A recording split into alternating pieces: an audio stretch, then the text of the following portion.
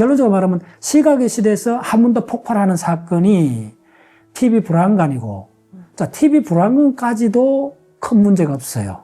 지금 이야기하는 주제에서 큰 문제가 없다는 건 뭐냐면 텔레비전을 혼자 거의 안 보잖아요. 지금까지도 안방에 있고 가족들이 다 보는 거잖아요. 공간적 배치가 적어도 방 하나를 차지하고 혼자 보는 경우는 드물잖아요. 지금 또 1인 가족이 많기 때문에 지금 상황을 이야기합니다. 옛날에 우리 마을에 제가 울진 후포에서 자랐는데 전 약간 그런 마을인데 전기가 초등학교 4학년 때 들어왔거든요. 그때 마을이 한 40, 50가구에 텔레비전 딱 한 집 9인치 흑백 TV 하나밖에 없었거든요. 온 마을이 다 모였겠네요. 온 마을이 다 그러죠. 네. 김밀 뭐 하고 박치기 뭐 하고 이거 레슬링 하면 동네가 전부 다 와서 그 멍석 깔아놓고 텔레비전 하나 딱 봤어요. 그 시대에 살았던 사람이요. 그러니까 이제 확 와닿는 거예요. 텔레비전은 함께 본다는 거예요. 그런데 지금은 단 20년, 특히 한 지난 10년 사이에 인류에서 최초로 1인 비주얼 이미지, 스마트폰을 두 사람이 안 보잖아요. 가장 중요한 포인트. 텔레비전은 여러 사람이 봐요. 스마트폰은 두 사람 보는 경우 없잖아요. 가장 중요한 포인트가 그거예요. 그 다음에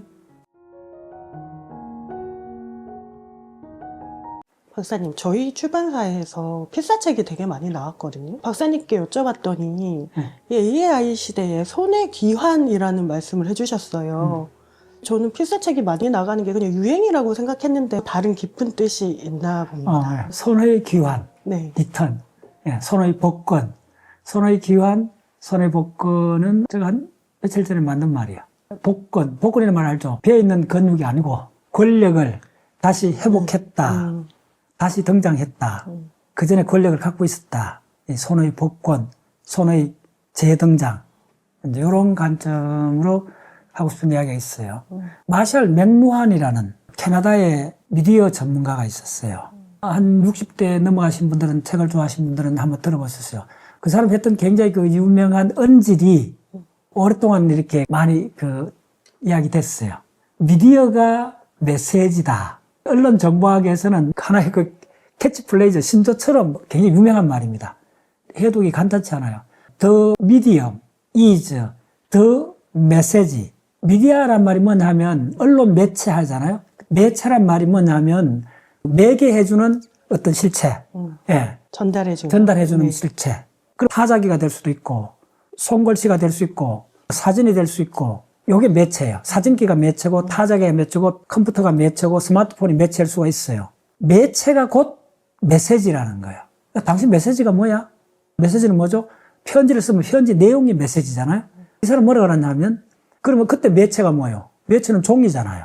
편지지라는 종이고 그 다음 메시지는 편지 내용이잖아요. 메디아가 곧 전달하는 메시지가 된다는 거예요. 좀 어려운 말입니다. 종이는 내용이 아니잖아요.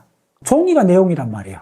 우리는 편지 읽으면 편지지에 있는 내용이 핵심이잖아요. 그게 메시지잖아요. 종이 자체가 메시지라는 거예요. 타자기가 등장했잖아요. 자체가 내용이 메시지라는 거예요. 스마트폰의 내용이 스마트폰 그 자체라는 거예요. 스마트폰이 그 자체란 말은 스마트폰이 장악하고 있는 시각 시스템이라는 거예요. 자, 요 조금 더 들어가 보겠습니다. 원래 자체가 그거는, 그래서 굉장히 그거는, 함의적이고 조금 더 들어가 봐야 돼요. 손의 복권까지 가는가의 긴 여정입니다.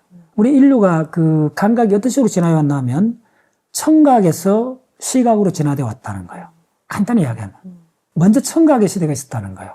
그리고 시각의 시대가 일어났는데 시각의 시대가 언제쯤부터 전개됐을 것 같아요? TV가 등장하면서부터. 그렇죠. 90% 사람이 물으면 텔레비전 브라운관이 모든 게 이제 시각이고 뭐 조금 더 올라갔자 뭐 사진기 이 정도까지 하는데 그건 좀 마이너할 수도 있잖아요. 텔레비전이야말로 전 인류한테 어마어마한 영향을 미쳤기 때문에 시각 위주의 감각이 주도권을 잡게 된 거는 바로 텔레비전 브라운관부터 시작됐다. 이렇게 보잖아요. 영화나 다 같은 계열이잖아요. 네. 아닙니다. 1400년 후반부터 구텐베르그의 인쇄술이 지난 5000년 동안 청각 위주의 시대에서 시각 위주의 시대로 가는 분기점이 구텐베르그의 인쇄술이라는 거예요. 자, 우리가 쓰는 모든 문자는 뭐죠? 시각이죠. 시각이잖아요. 문자의 기원은 대략 5000년까지 올라가고 에집트의 그림 문자부터 해갖고 중국의 한자 이렇게 들어가면 상형 문자잖아요.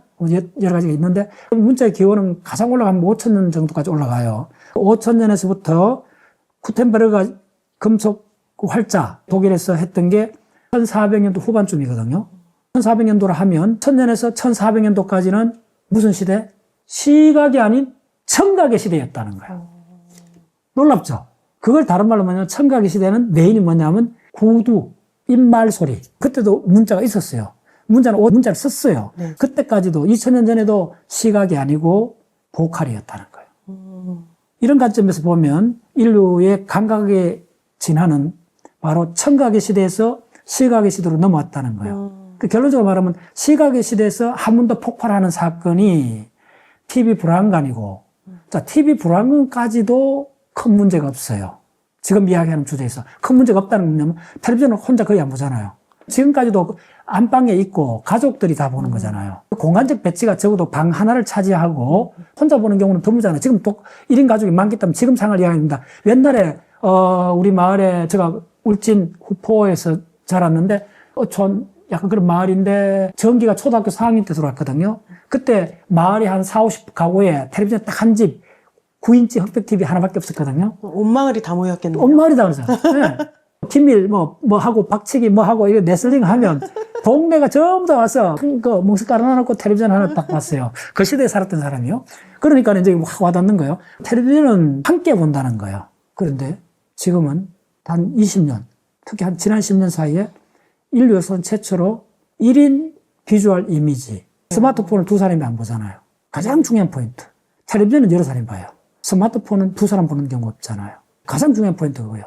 그 다음에 들고 다니잖아요. 이동하잖아요. 요게 두 개 결합하면서 바로 시각 독재 사회가 돼버린 거예요. 네. 근본적으로. 근데 시각 위주의 호모사피엔스의 진화는 궁극적으로 인쇄술하고 관련이 있다는 거예요. 인쇄술하고 시각이 어떤 식으로 관련됐냐면 인쇄한 종이를 모아갖고 재본을 한 걸 책을 학술적으로 뭐라 하면 코덱스라 불러요. 낱장을 수백 장 모아갖고 재본을 한 형태, 그걸 코덱스라 불러요. 코덱스가 출현해버린 거예요. 책이 출현했다는 거예요. 그럼 책에 인쇄된 글자를 시각으로 읽는 거, 읽기라는 행위가 가능했었다는 거예요. 읽기는 혼자 읽잖아요. 휴대폰과 같은 거네요. 혼자 읽잖아요. 엄밀히 말하면 읽기도 초기에는 집안마다 책이 한두 권밖에 없었어요. 한자 문화고 우리나라 같으면 사서상경 한지를 구하려면 소 한 마리를 팔아야 돼요. 어마어마하게 비쌌던 거예요. 루터가 종교개혁 했던데 신약 성경 판질이 교사 2달 월급 정도 했대요. 송아지 한 마리 가격 뭐 이 정도 됐대요. 그때 당시에. 마르틴 루터가 1500년도잖아요. 1517년 종교개혁을 했는데 그전에는 교회 성당에만 성경이 있다고 생각하시면 돼요. 그러니까 성당에 있으니까 목사, 신부가 읽고 그 다음에 마태복음 몇 절 낭송하겠습니다. 이렇게 되는 거예요. 예. 10명의 수백 명의 사람들이 그 음성을 듣는 거예요. 이게 낭독의 시대예요. 쿠텐버리가 대량으로 찍어내기 이전에는 그때 당시에 책으로 재본한 게 있다 해도 워낙 비쌌기 때문에 우리 인지의 감각의 왜곡을 일으킬 만큼 일어나지 않았다는 거예요. 근데 쿠텐버리가 대규모로 찍어내면서부터 어떤 사건이 벌어지냐 하면 처음에 가장 각광받았던 게 주로 종교, 성경이었죠. 압도적으로. 그 다음에 사실은 많아진 게 개인 연애 소설이에요. 성경은 가족이 함께 기도하면서 읽을 수가 있는데 연애 소설은 그렇지 않잖아요. 개인의 내밀한 사생활의 공간이 출현하게 된 거예요. 그게 바로 인쇄문하고 결합된 거예요. 쿠텐버리그 혁명은 개인의 내면의 세계에 출현하고 링크가 되는 거예요. 어쨌든 그게 시각이잖아요. 시각이 바로 우리의 내면의 세계를 출현시킨 주범이에요. 시각의 독주가 바로 쿠텐버리그의 인쇄수렵부터 시작했다는 걸 처음으로 간파하고 이걸 전 세계에 알린 사람이 바로 맥루한입니다. 우리 인류는 5000년부터 해갖고 1500년도까지는 인류는 보컬 중심으로, 그때 텍스트, 책이 있고 다 있었지만은 그게 너무나 비싸기 때문에, 너무나 귀하고 이러기 때문에 주로 성경 몇 가지밖에 없었고, 역사책하고 성경밖에 없었고, 교회 활동을 통해서 낭송을 했기 때문에 아직도 보컬의 시대였는데, 바로 금속활자에 인쇄가 대량으로 찍어내니까네, 이제 모든 사람이 책을 소유하면서부터 성경에서부터 개인 스토리가 연애 소설이 범람을 하면서 드디어 개인밖에 읽을 수 없는 엄밀한 내면의 세계가 출현하게 됐다는 거예요. 인쇄활자의 첫 번째 바로 산물이 뭐냐 하면 개인주의, 개인의 독자성이 출현하고 개인의 주체성이 점점 강화되고 개인의 독자적 개인이 모여서 바로 단어가 모여서 문장을 만드는 형태로 생각하시면 됩니다. 개인들이 모여서 국민국가가 출현한다는 거예요. 모든 사람이 개인의 내면의 세계를 동등하게 갖고 있기 때문에 그런 개인들이 모여서 국가를 형성했다. 그래서 궁극적으로 국민국가, 지금 우리가 올림픽 하면 200개 넘는 국가가 나오잖아요. 그 국가의 뿌리는 세계에서 어떻게 보느냐 하면 내면의 세계하고 선정 논리, 조금 그렇습니다. 선정 논리하고 그다음에 개인주의가 결합을 하면서 개인의 독자성, 그게 모여져서 개별화된 국민 국가가 출현했고, 이게 사실은 불거진 게 이제 불란서 대혁명, 그전에는 전부 다 용병을 썼어요. 전쟁을 할 때. 왕들이 병사를 돈 주고 사갖고 이제 이렇게 했어요. 전쟁을. 용병을 했기 때문에 일반인들은 전쟁에 별로 직접 관여를 안 했어요. 간단히 말씀드리면. 그런데 나폴레옹이 나오면서 국민 개병제가 돼버린 거예요. 나폴레옹이 또 국민 국가를 실제로 촉발시키는 거예요. 그래서 1820년, 30년에 남미에 있는 한 20개 나라가 독립하는 계기도 불란서 대혁명하고 링크되어 있는 거예요. 더 깊이 보면 이 국민 국가의 형성은 바로 금속활자하고 더 링크되어 있다는 거예요. 더 깊이, 더 초기는. 바로 마샬 그 맥루한이 이야기했던 매체가 출현했잖아요. 책이라는, 금속활자라는 인쇄 매체가 출현했잖아요. 그 인쇄 매체의 메시지가 뭐냐 하면 인쇄 매체를 보는 게 시각이잖아요. 시각의 구조를 봐야 된다. 시각이 우리 감각에서 점하고 있는 형식을 보는 거, 그 구조를 보는 것이 실제적인 메시지라는 거예요. 이게 바로 매체가 메시지란 말의 본질입니다. 인쇄술이 인류의 문화에 갖고 온 파급 효과가 개인의 내면의 세계, 그리고 더 나아가서 국가의 출현까지 연결된다는 거예요. 형식적으로 보면. 그게 바로 시각을 매개로 해서 일어난 사건이라는 거예요. 놀랍죠? 놀랍죠? 그게 다 연결된다는 다 연결된다. 신기합니다. 시각은 우리 포유동물 전체로 봐서는 마이너입니다. 개가 시각 위주일까요? 후각이죠. 낮에 다니는 쥐를 본 적 있나요? 드물죠. 쥐가 굉장히 많아도 쥐는 밤에만 다녀요. 왜 그럴까요? 우리 포유동물이, 이 포유동물이 대략 5,000종인데 포유동물의 3분의 1이 설치류입니다. 지종류입니다. 2억 년 동안 중생대를 거치면서 밤에 적용된 거예요. 20년째 강의하고 있는 분야인데 주라기, 백악이 거치면서 밤의 생태계로 들어갔어요. 밤에는 시각이 필요 없잖아요. 그때는 몸 사이즈가 10cm밖에 안 됐어요.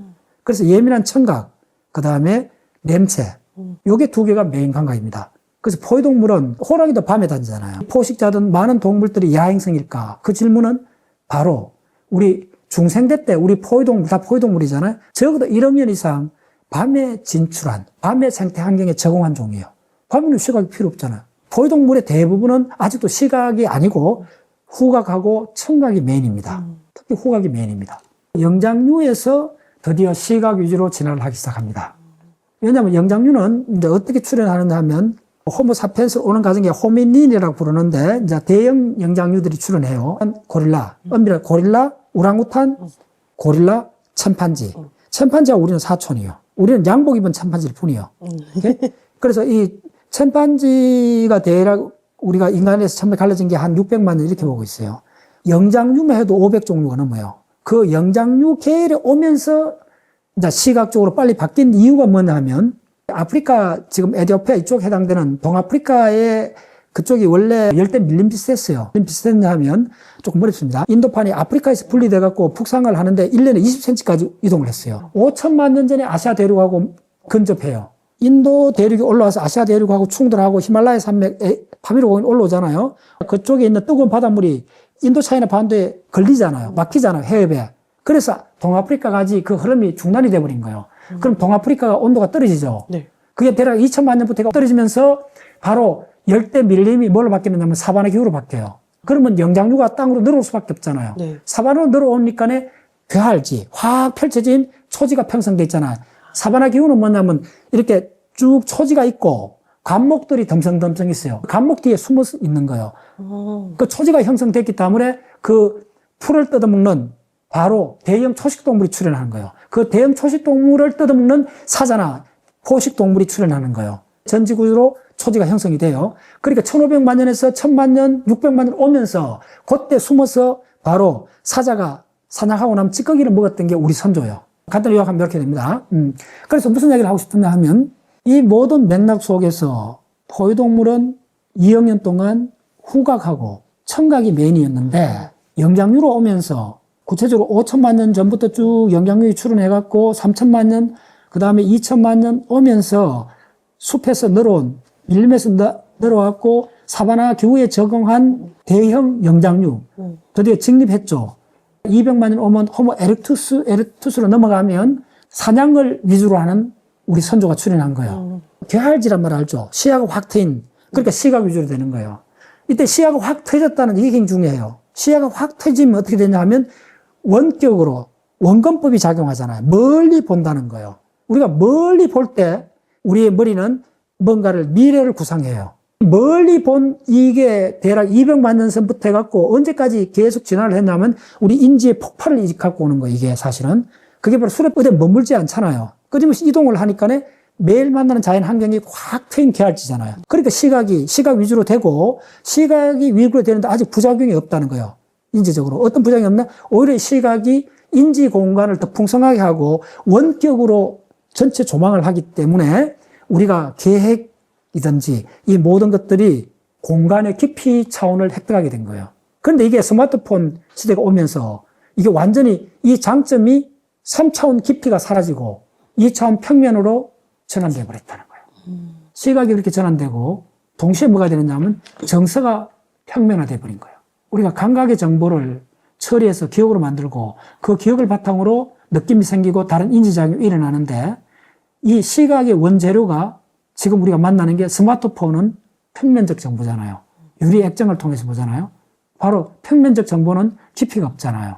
입체감이 떨어지잖아요. 원격 연상, 어떤 조망이 안 되는 거예요. 조망에서 통찰이 나오잖아요. 이게 스탑돼 버린 거예요. 지난 20년 사이에. 인류 역사에서 한 찰나밖에 안 되는 요 10년, 20년이 공간 지각을 통해서 깊이의 차원을 획득해서 시각의 바로 깊이의 차원이 바로 의미의 깊이로 바뀌고 그다음 미래 설계로 바뀌고 그다음 예측으로 바뀌고 이래서 우리가 내부 모델이 굉장히 이제 풍성하게 돼 가다가 지금 와서 이 모든 장점이 한순간에 거품이 돼버리고 한순간에 2차원 평면으로 납작 이렇게 돼버리는 바로 시각의 타락이 일어났다까지 이야기할 수 있어요. 시각의 몰락. 시각의 몰락.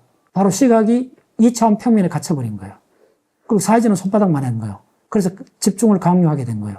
자, 텔레비전은 여러 사람 봤기 때문에 그런 문제가 없었어요. 근데 스마트폰은 혼자 봐요. 온갖 비밀번호가 다 있어요. 그러면 혼자 채널이 형성돼 버린 거예요. 근데 이게 내면의 공간을 만드는데 이 내면의 공간은 깊이 차원이 사라져 버린 거예요. 촉각의 반격이 시작됐구나. 손의 반격. 숨죽이고 20년 동안 참았던 촉각이 아니야라고 외치는구나. 시각의 독재가 너무 부작용이 심했기 때문에 그래서 촉각이 아니야. 시각, 자네 내 이야기 좀 들어봐. 뭔데? 내가 원래 자네보다 선배야. 언제부터? 돌도끼의 출현부터 200만 년 전에 바로 우리 호모 에렉투스 돌도끼는 바로 인류가 최초로 쓴 도구요. 돌도끼는 200만 년 전. 그때 언어가 있었나요? No. 언어가 없었어요. 그러면 생각이 있었겠나요? 우리의 생각은 거의 대부분 언어로 되어 있다는 거 다 공감하죠? 네. 생각이 때도 굉장히 본능적, 감각적 몇 개의 이렇게 외마디 소리, 그건 동물도 다 하니까요. 그거는 있었겠지만은 우리가 쓰는 이런 문장이나 이런 건 존재하지 않았다는 건 유추할 수 있죠. 네. 우리의 생각은 마샬 맥루한이 이야기했던 거는 우리 인류의 문화의 본질은 시간의 압도적인 그 90% 시간은 청각하고 보컬, 구술의 시대였다는 거예요. 구술. 그런데 이 시대가 바로 1400년도를 기점으로 해갖고 뭘 바뀌냐면 인쇄술이 보급되면서부터 시각인데 이 시각은 좋게 이야기하면 논리적 시각이에요. 개인화된 시각이에요. 개인화된 시각하고 논리적 시각이 바로 개체성의 독립을 갖고 왔다는 거예요. 바로 개인주의, 개인의 독자성을 확보시켜 줬다는 거예요. 개인의 독자성이 모여갖고 바로 국가를 형성하게 된다는 거예요. 미국 같은 나라는 어떻게 되느냐 하면 개인의 자유를 일부 반납해갖고 바로 헌법 하에 바로 되잖아요. 총의 소유권은 반납하지 않았잖아요. 개인의 야성을 그대로 갖고 있는 거예요. 미국 사를 간통하는 가장 중요한 게 총기 문제는 우리는 잘 이해를 못하는데 그게 간단찮은 문제라는 느끼잖아요. 미국의 건국은 개인의 자유를 일부 줄여갖고 50주의 헌법 시스템을 만들면서 개인의 자유 일부를 한량해갖고 넘겨줬다는 거예요. 그래도 못 넘겨주는 게 있다. 그만큼 개인의 자유가 사실은 프랑스 대혁명부터 인류를 쓰나미 물결처럼 덮쳤다는 거예요. 그게 사실은 시각의 바로 인쇄술이 가져준 파생상품이라는 거예요. 그런 관점에서 스마트폰이 국민국가나 개인하는 민주주의까지 왔는 장점이 어마어마하게 있었잖아요. 네. 그거는 깊이의 차원이 있었다는 거예요. 네. 시각이 원래 갖고 있는 깊이의 차원, 그게 다시 의미의 차원으로 바뀌어지면서 개인의 독자성이 건전한 독자성이었는데 지금은 깊이의 차원이 사라지고 2차원 평면의 반사적 시각이 돼버렸다는 거예요. 납작해진 거. 납작해버린다는 거예요. 이 손바닥에 들어오니까 집중을 강요해버린다는 거예요. 집중의 강요가 바로 배타성이 돼버린다는 거예요. 옆에 누가 있어도, 오늘 내가 KTX 타고 왔어요. 아무도 옆 사람하고 대화하지 않는 거. 책도 안 읽고. 뭐가 사라졌나 하면 창밖을 보는 사람이 사라진 시대. 어느 누구하고도 대화하지 않는 시대. 대화는 하긴 해요. 누구하고 하느냐 하면, 물론 뭐 친구나 가족, 그런 대화는 하는데, 타인하고 대화를 하지 않는다. 나하고 관련 없는 사람하고 대화가 정확하게 사라진 시대입니다. 지금 그게 왜 그렇게 됐는가가 우리는 각자 고립된 섬이 된 거예요. 그게 인쇄술이 갖고 온 독자성이에요. 그게 끝판왕이 지금 우리가 보고 있는 거예요. 자, 옛날 10년 전에 텔레비 드라마에 여로란 드라마가 있었어요. 우리나라 방송 사상 시청률이 그때 어쩌냐면 70%가 넘었었어요. 상상할 수 있나요? 여로란 말이 한 여자의 일생의 그거잖아요. 이미자 우리 선생님이 불렀던 그 노래 참 너무 이렇게 가슴이 와닿아요. 그때 당시 박 대통령부터 전 국민이 그 시간은 그걸 봤다 하잖아요. 모든 사람이 그때는 한마음 그렇게 됐어요. 그거는 한 사람이 아니잖아요. 동시에 같은 시간, 같은 공간, 같은 느낌을 공유한 시대가 있었다는 거예요. 지금은 4천, 5천만이 각자가 각자의 세계에 함몰돼 간 거예요. 텔레비전은 그렇지 않았다는 거예요. 텔레비전은 시각 위주는 하지만은 그 배경 드라마 스토리가 있고 이렇기 때문에 입체화된 시각의 본래 그 기능, 시각 중심으로 통합을 한 그 드라마가 전개가 됐기 때문에 그게 느낌의 공간의 세계를 펼쳐가고 전 국민이 같이 느꼈던 그거였어요. 그 힘으로 우리나라가 경제 개발하고 나중에 민주화까지 하고 모든 게 일어났던 게 전 국민이 함께 텔레비 본 그 드라마 그 힘입니다. 네. 그때 했던 게 뭐 전국 팔도강산 그 프로나 이때는 시각의 장점이 있죠. 전 국민을 하나로 뭉쳤으니까요. 근데 지금은 각자 5천만 명이 5천만 개의 스마트폰을 통해 갖고 그 5천만의 독립된 다른 우주에 살고 있는 거예요. 누구하고도 연결이 안 돼 있죠. 그럼 물어서, 그래도 내가 문자 보내는데, 촉각을 통해 문자를 보내는데, 그게 아니라는 거예요. 그 촉각은 가상 촉각이라는 거예요. 지금 인류는, 지금 마샬 맥루한이 그걸 아주 성견지명으로 그걸 밝혀냈어요. 인쇄술이 바로 시각이고, 그 시각이 결국은 바로 개인의 내면의 삶을 추구했고, 그래서 국민국가까지 가서 이게 긍정적 기능을 했는데, 시각의 이 독재, 세 가지 키워드입니다. 시각의 독재. 지금은 지난 20년 사이 모든 감각이 시각화돼 가는 거. 모든 감각의 시각화. 보여줄까요? 느낌조차도 시각으로 바뀌었습니다. 그걸 뭐라 그러죠? 이미트콘. 우리가 감탄사를 이야기하지 않고 1초 만에 이미트콘을 보내잖아요. 그게 바로 감정의 시각화야. 시각으로 전달하잖아요. 그래서 그걸 뭐라면 모든 감각을 흡수해버린 거예요. 모든 걸 시각을 통해서 표출하는 거예요. 그럼 시각이 주도권을 잡았으면 책임도 있어요. 가장 장점인 입체감, 이게 2차원 평면으로 압축하면서 원근법이 사라져버린 거예요. 그리고 시각이 2차원 평면으로 전락해버린 거예요. 2차원으로 바뀐 이 시각이 결국은 정서를 2차원 평면으로 바꿔버린 거예요. 시각의 깊이가 사라지고 정서의 깊이가 사라져버린 거예요. 그래서 지금은 시각 독재 시대. 여기서 이제 반격이 일어나는 게 손의 반격이에요. 촉각의 반격이에요. 촉각의 반격은 의외로 역사가 깊습니다. 적어도 200만 년이 됐습니다. 시각이 주도권을 잡은 구텐버그 인쇄술부터 해서 텔레비전 시대, 극단적으로 발악하고 있는 스마트폰의 시대. 스마트폰의 시대는 전 인류를 볼모로 잡고 있어요. 그런 관점에서 보면. 이건 조금 감안해 들으시기 바랍니다. 저도 뭐 스마트폰이 있고 다 쓰는데, 어쨌든 스마트폰이 갖고 있는 문화적, 역사적 배경을 좀 설명해야 되기 때문에 논리가 조금 단순한 걸 조금 양해해 주세요. 결론적으로 말씀부터 먼저 드리고, 지금 2025년 10월부로 우리 사회를 가장 뒤덮고 있는 핫 이슈는 캄보디아 사태입니다. 2,000명의 우리나라 젊은이가 관련돼 있다. 그 다음에 지난주 방송됐나요? KBS에서 고독사에 대한 시리즈가 방송이 됐습니다. 대략 1시간 동안 보고 오면서 3번 울컥했어요. KBS 박수를 보내요. 사회 공익 방송으로서 제가 박수를 몇 번 보내요. 고독사 문제는 전 세계적 문제가 됐잖아요. 자, 이게 바로 스마트폰에 가장 관련된 게 캄보디아 건. 고독사가 대부분 스마트폰하고 관계되어 있습니다. 물론 고독사라는 문제가 우리가 1인 가족 되면서부터 이렇게 잠재적으로 있을 수 있다는 건 짐작을 하는데, 극단적 형태가 지금 벌어지고 있고 우리 사회가 너무나 심각한 문제이기 때문에 공익 차원에서 이걸 심층 분석하는 시리즈물 첫 번째 나갔는 게, 그걸 딱 보면 이런 내용이 나와요. 특수청소업체가 있잖아요. 네. 그 특수청소에 먼저 들어가요. 어떻게 들어가냐면 수도권, 아파트 단지에서 많이 일어나요. 처음에 뭐냐면 냄새가 나요. 두 번째는 뭐냐면 구더기가 나와요. 벌레.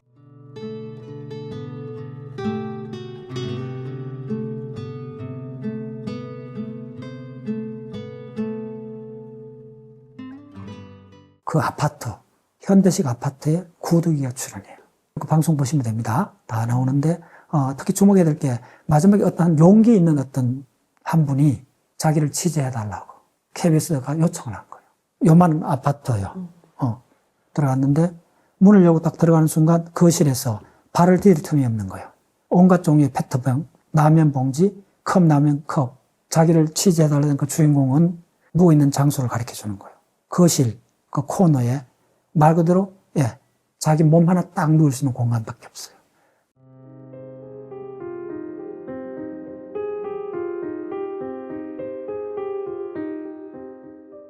모든 게 자기가 쓰는 박스, 플라스틱 이런 걸로 다 돼 있고 어떻게 하느냐 물어봤더니 누워 있다는 거예요. 아무것도 없어요. 아무것도 없어요. 가진 게. 가진 게 있어요. 딱 하나 있어요. 절박한 상황에서 가진 게 딱 하나 있어요. 스마트폰.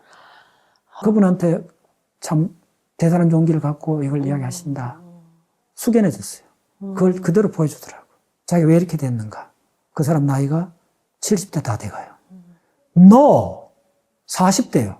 70대, 80대 되면 어쨌든 자녀들이 잊어버릴 수도 있고 간혹 그런 일이 있잖아요. 그래서 그거는 우리 들으면 그것도 참 서글픈 일인데 건장한 40대가 자기가 왜 이렇게 된가를 방송에 내보내달라는 거예요. 마지막에 잡고 있는 거는 스마트폰 하나예요. 좀 울컥했어요. 왜 이렇게 됐나. 그 사람 유일한 생물줄이 스마트폰이었어요. 어떻게 하느냐 하면 고맙다는 의미를 넘어서는 거예요. 이거야말로 우리가 어떻게 뒤집어 보면 마지막 상황에서 저거 하나밖에 없나 단타를 눌러요. 방송에 나갔던 이야기 그대로 할게요. 이분이 그래도 먹고 살아야 되잖아요. 컵라면 사 먹어야 되잖아요. 스마트폰에 광고를 눌리면 10원서 이렇게 카운트 된대. 그런 게 있대요. 네네. 그걸 몇 시간 눌린대요. 그대로 해갖고 그 옆에 있는 편의점에 가갖고 딱 줘갖고 컵라면 하나 바꿔갖고 먹고 다시 웅크리고 있는 거예요. 우리 시대의 자아상이에요. 폐쇄된 시각이 만들어낸 공간이 다 압축돼 버리고 어떤 관계도 다 끊어지고. 왜 관계가 끊어졌을까요? 자, 캄보디아 이야기를 해볼까요? 주로 지방대 학생들이 직격탄을 받았죠. 그 사람들이 금융사기나 보이스캠 온갖 하는 이 모든 것들은 최고급으로 쓰는 가장 어려운 스마트폰 기법이잖아요. 이걸 전부 다 범죄 수사단에서 가장 어려운 게 이 비밀번호 풀고 비밀로 주고받는 그런 메신저 많이 있잖아요. 나는 카카오톡도 하지 않아요. 저한테 스마트폰이 있는데 항상 스마트폰은 가방에 다녀요. 이걸 왜 손에 들고 다녀? 이 무거운 걸. 이 균덩어리인데. 물론 전화가 오고 시계를 봐야 되니까 시계도 안 차고 다니니까 시계 보는 용. 간혹 이제 급한 문자 보내야 되니까 문자 배운 지도 몇 년 안 됐어요.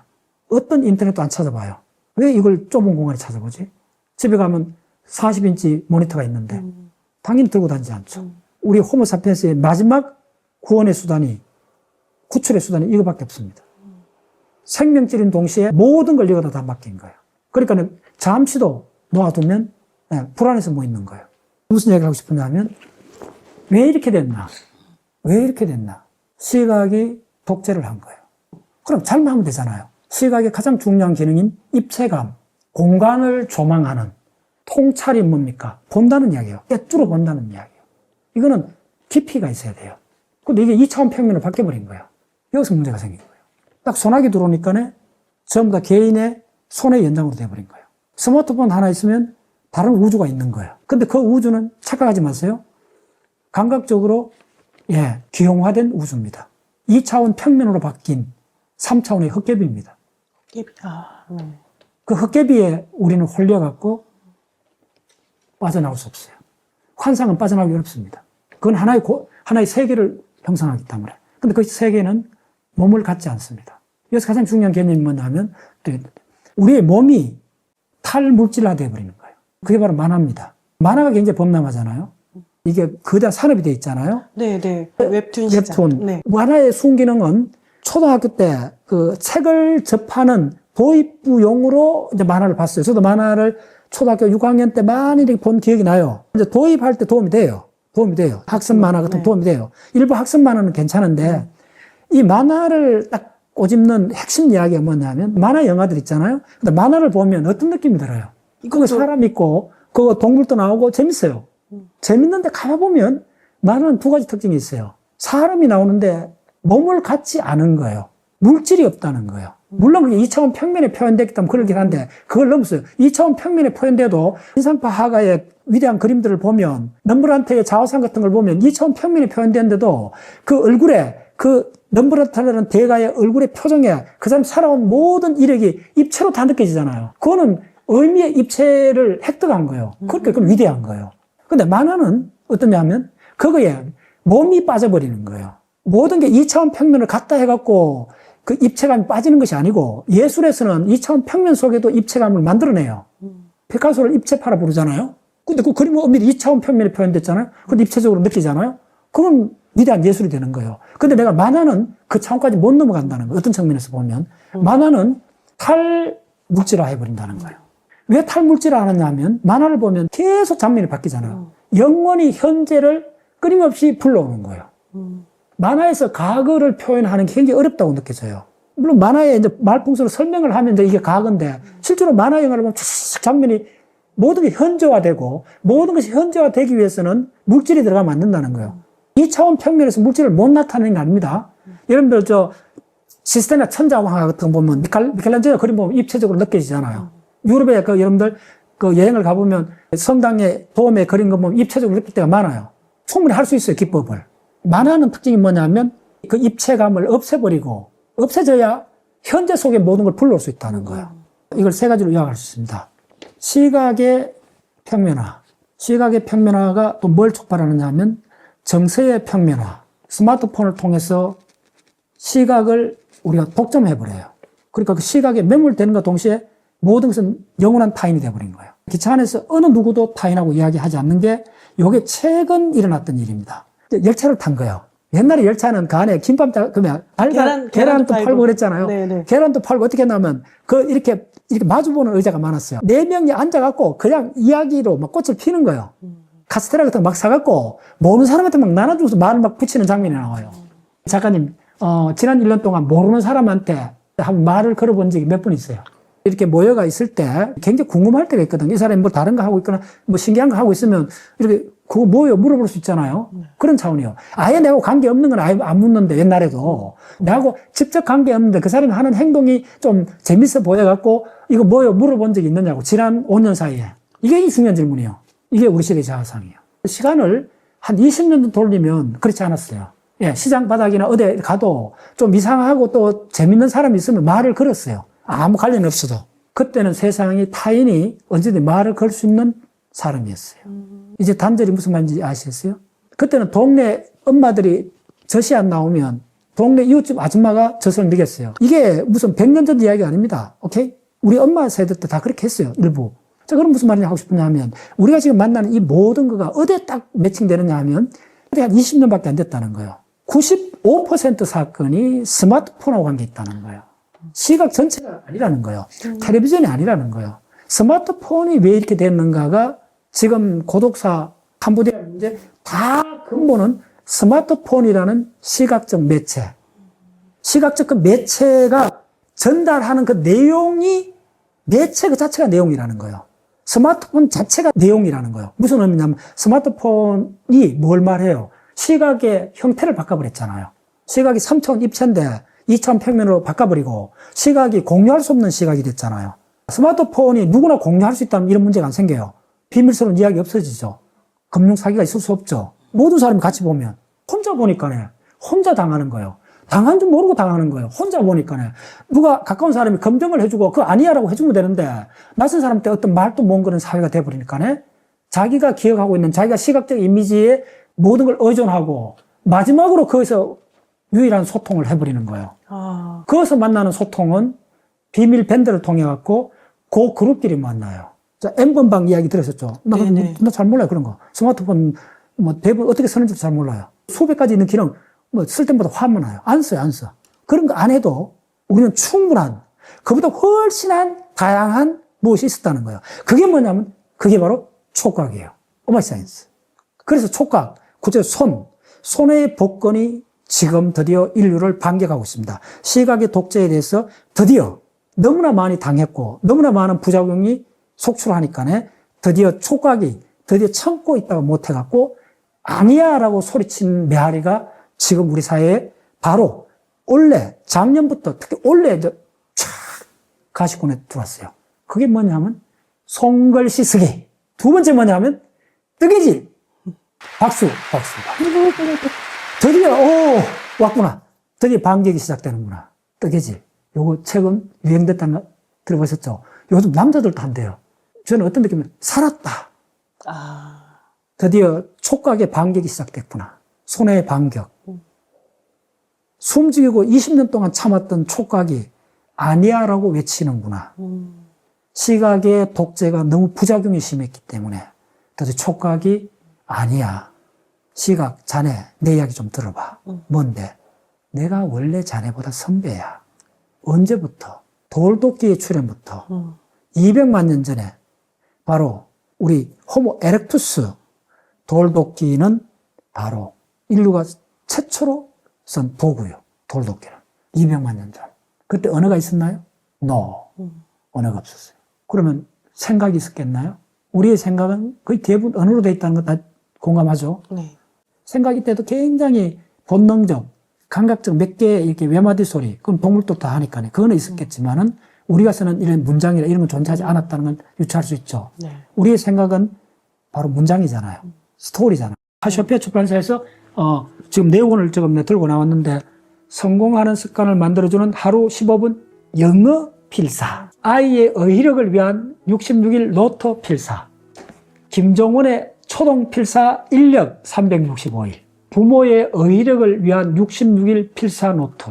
매주 서점에 가거든요.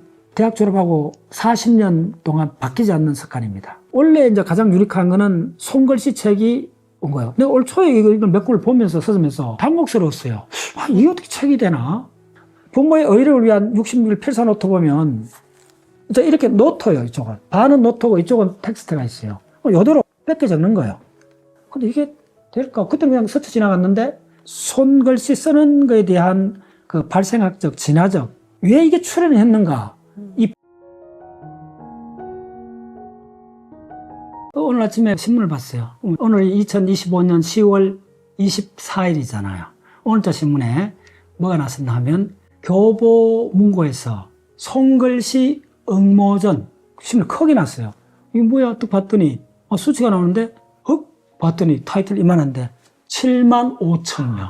손글씨 응모전에 7만 5천 명. 그 10배를 잡으면 100만 명 수준으로 봐야 돼요. 100만 명 더 될 거예요. 물론 손글씨를 쓰는 사람은 다 쓰긴 하죠. 초등학교부터 모든 손을 쓰긴 하죠. 근데 얼마나 많이 썼는가? 두 가지 질문해 볼게요. 손글씨를 1년 동안에 몇 분 써봤어요? A4 용지로 치면 몇 페이지 정도 써봤어요? 손으로 쓸 때 도형을, 그 이미지를 그림으로 그려본 게 몇 분 있어요? 그건 이렇게 물어야 돼요. 지난 10년 사이에 몇 분 있어요?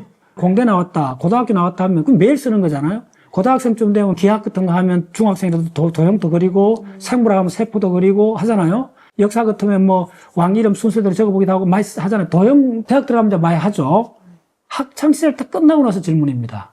학창시절이 다 끝나고 대학 졸업하고 나서 고등학교 졸업하고 나서 전부 다 파워포인트나 엑셀 이런 거 하잖아요. 워드를 하잖아요. 손으로 이렇게 보고서를 쓴다든지 짧은 그 글을 쓴다든지도 드문데 그거에 10배 정도 더 드문 사건은 뭐냐면 사람을 그리거나 나무잎을 그리거나 세포를 그리거나 그리는 거는 그게 10분일도 아니야. 이거 지난 몇 년 사이에 내가 한 번도 무슨 그림을 안 그려봤네. 동양이 우리가 고속도로가 어떻게 돼서 그림을 안 그려갖고 한번 적어봐 이렇게 도형으로 할 수 있잖아요. 그런 정도를 이야기하는데도 안 해본 게 1년에 그렇게 그린 게 한두 건도 있을까 말까 하는 상황이 지금 우리의 현주소라는 거예요. 자, 그러면 이걸 시기를 돌려갖고 대략 1800년도 좀 돌아가면 대략 한 200년밖에 안 됐잖아요. 그때 당시에 1800년도부터 1900년 중반까지 사람들이 손글씨를 얼마나 많이 썼는가를 물어보면 돼요. 예를 들어줄게요. 찰스 다윈이 1800년도 후반에 종이기원을 썼잖아요. 1800년도 후반의 사람인데 찰스 다윈이 쓰는 편지가 그 5,000통쯤 됩니다. 생물학이 했을까 하는 뭐 식물도 그리고 뭐 이렇게 했을 것 같아. 뭐 동물 뭐 뼈도 그리고 뭐 그걸 좀 추론할 수 있어요. 좋아요. 그 좀 그림이 필요했고. 근데 편지를 찰스 다윈이 후크라는 식물학자한테 그 보낸 편지가 적어도 1000통이 넘어요. 자기 가까운 사람이 죽은 그날도 편지를 보내. 그 슬픈 마음을 편지를 쓰고. 그래서 그 아인슈타인 1900년도 돌아가신 게 1900년 중반쯤이잖아요. 아인슈타인은 20세기 사람이요. 우리 시대 사람이요. 어떤 측면에서. 그런데 아인슈타인은 편지를 얼마나 썼을까요? 아인슈타인도 그 2000통 좀 썼다 보시면 돼요. 기본으로 1000통 이상 씁니다.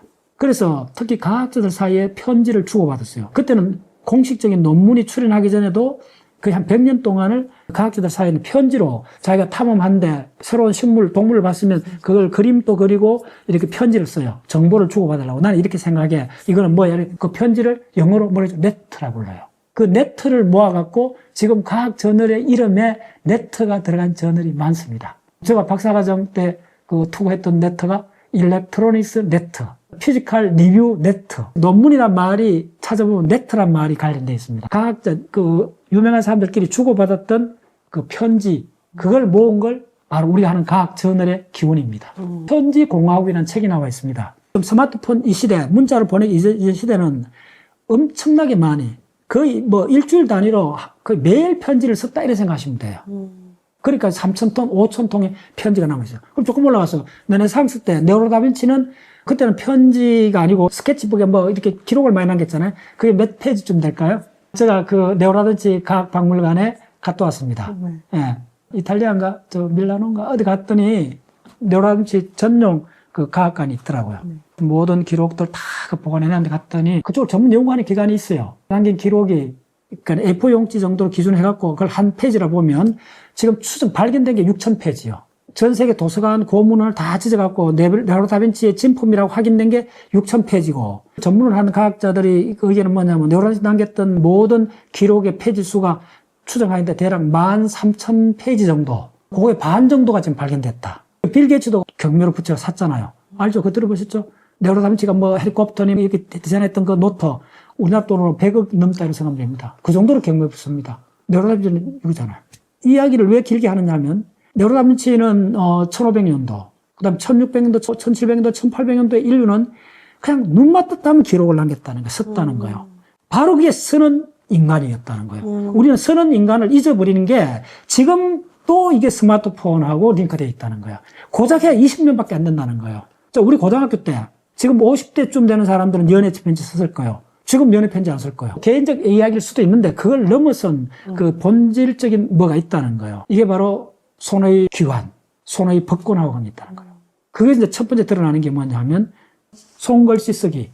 카시오페아 출판사는 손글씨 쓰기에 대한 단행본 책을 원래 우리나라 독서 그 출판에서 가장 그 유니크한 것 중에 하나가 손글씨 하는 책이 많이 나왔죠. 카시오페아 출판사에서 지금 내용을 조금 들고 나왔는데 성공하는 습관을 만들어주는 하루 15분 영어 필사, 아이의 어휘력을 위한 66일 노트 필사, 김종원의 초동 필사 인력 365일, 부모의 어휘력을 위한 66일 필사 노트. 매주 서점에 가거든요. 대학 졸업하고 40년 동안 바뀌지 않는 습관입니다. 여러 가지 삶의 여러 가지 패턴이 다양했었는데도 딱 하나 바뀌는 거는 지금은 한 2주에 한 번씩 이렇게 가는데 5년 전까지만 해도 매주 서점에 갔습니다. 40년 동안을. 미국에서 석사 박사하는 6년 동안은 미국에 있는 서점을 바쁘니까 매주는 못 갔지. 원래 이제 가장 유니크한 거는 손글씨 책이 온 거예요. 근데 올 초에 이걸 몇 권을 보면서 서점에서 당혹스러웠어요. 아, 이게 어떻게 책이 되나? 부모의 어휘력을 위한 66일 필사 노트 보면 이제 이렇게 노트예요, 이쪽은. 반은 노트고 이쪽은 텍스트가 있어요. 이대로 뺏겨 적는 거예요. 근데 이게 될까? 그때는 그냥 스쳐 지나갔는데 손글씨 쓰는 거에 대한 그 발생학적, 진화적, 왜 이게 출현했는가? 이 배경이 궁금했어요.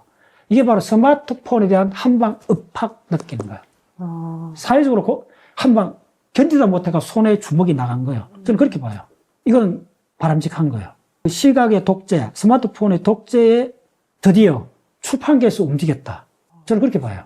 수요청이 있기 때문에 나오는 거잖아요. 전통적 책을 생각하는 사람은 그래 이렇게 생각했는데 가만히 생각해 봤더니 이게 어떤 단계에서는 정답에 가까울 수 있다는 느낌이 확 든 거예요. 불자들은 절에 다니는 사람 어떻게 해요? 반야신경, 금강경 필사예요. 우리 당대의 이야기 아니고 불교에서는 가장 그 중요한 수행 방법 중에 하나가 뭐냐면요, 사경입니다. 고려시대는 이 사경을 최고로 그 높은 종교적 행위로까지 올라가는 게 뭐냐면, 사경으로 쓸 때 뭘로 쓰느냐면 금가루하고 썼어요. 이걸 금리사경이래요. 니자는 진흙일인데 금으로 진흙을 만들어갖고 먹을 만들어갖고 금리사경을, 그거는 물론 굉장히 보물이나 이렇게 되는 거예요. 혹시 금리사경 한가 그 진품 본 적 있어요? 아니요.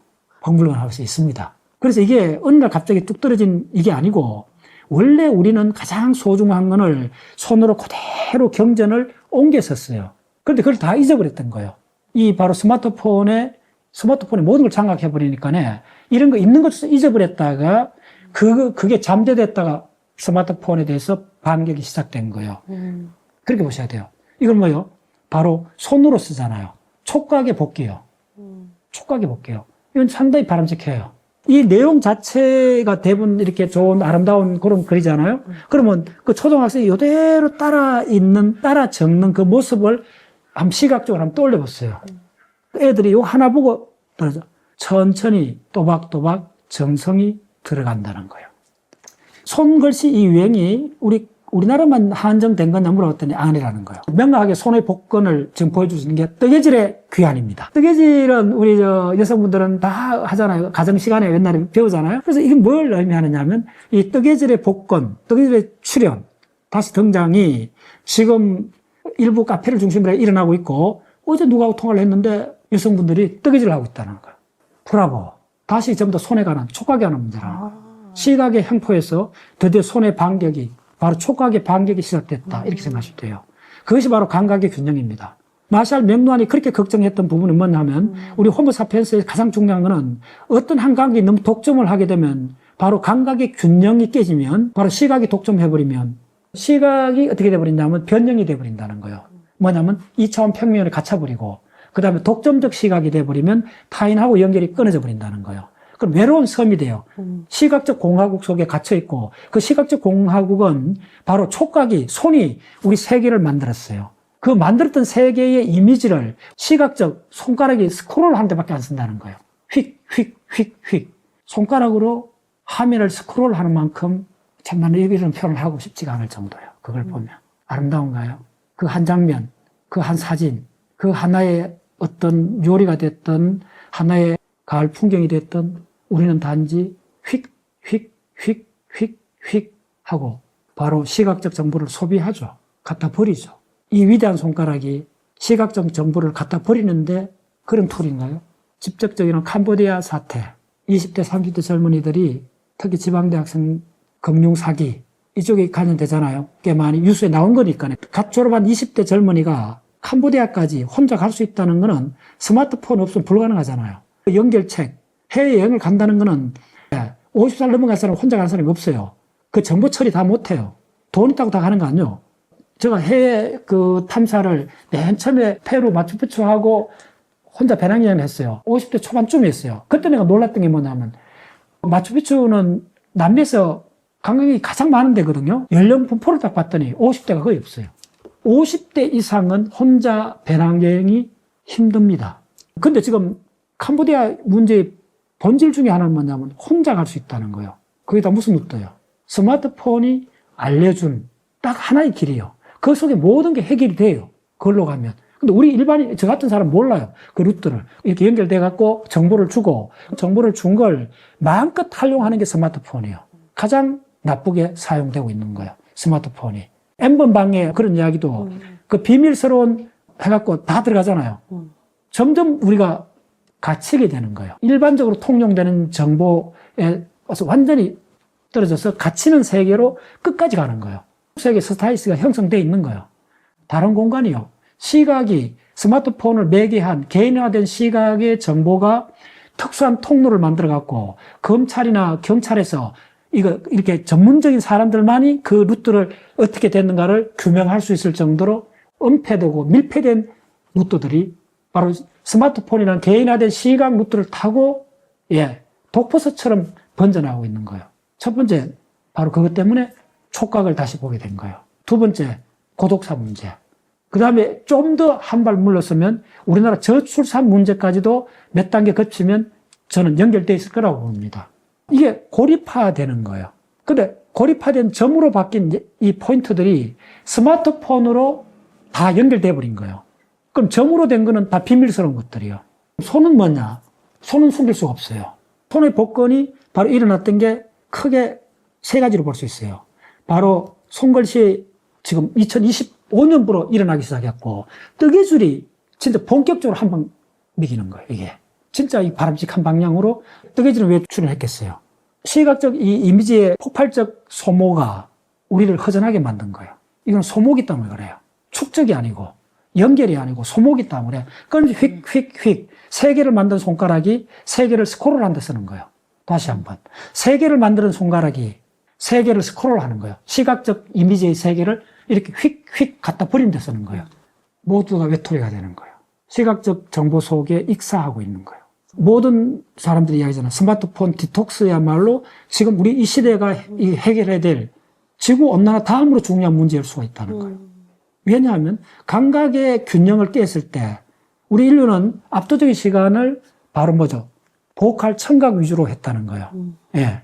그때 문자가 나와도 다 낭송을 했다는 거예요. 낭송이 묵독으로 바뀌는 이게 바로 구텐베르그의 인쇄술이 남긴 바로 결정적인 혁명입니다. 바로 묵독을 하게 됐잖아요. 왜 묵독을 하게 됐겠어요? 사람 이야기를 낭독할 수 없잖아요. 성적인 이야기 막 들어가는데 그럼 묵독을 할 수밖에 없는 거예요. 묵독을 해서 내면화된 세계가 형성돼 갖고 된 거예요. 그 묵독이 결국은 시각이에요. 묵독은 바로 개인화된 시각이에요. 이게 개인화된 감각이 항상 외톨이를 만든다는 거예요. 내면의 세계를 형성하고. 좋게는 내면의 세계고 독자성의 세계인데 이것이 끝까지 가면 바로 외톨이가 되어버린다는 거예요. 외로우니까요. 지금 시대는 외로움의 시대잖아요. 그래서 유럽에서는 외로움 담당 장관이 생겼어요. 그 얘기 들어봤나요?